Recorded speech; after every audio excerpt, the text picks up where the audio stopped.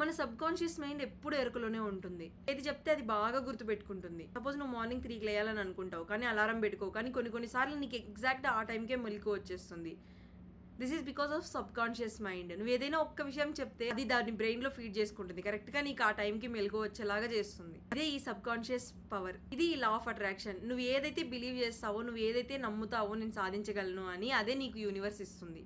ఇదే ఈ law of attraction. తర్వాత మేనిఫెస్టేషన్ అంటే ఏంటి? Manifestation is based on 3 rules అనమాట. First one is clear intention. అంటే నీకు లక్ష్యం ఏంటో తెలియాలి, నీ గోల్ ఏంటో నీకు క్లియర్గా ఉండాలి. Second one is strong belief. అంటే నీకు ఖచ్చితంగా సాధించగలను అనే నమ్మకం నీలో ఉండాలి. Third one is aligned actions. అంటే నువ్వు ఏదైతే సాధించాలనుకుంటున్నావో దానికోసం వర్క్ చేయడం. సపోజ్ నేను ఒక కార్ కొనాలనుకుంటాను, నేను ఊరికే నేను మేనిఫెస్ట్ చేస్తే నేను కార్ కొనేయగలనా? లేదు కదా. నేను ఏదో ఒక వర్క్ చేయాలి, డబ్బు సంపాదించాలి, నేను ఖచ్చితంగా ఇది సాధించాలి అని నీకు క్లియర్ మైండ్ సెట్ ఉండాలి. అప్పుడే నువ్వు ఏదైతే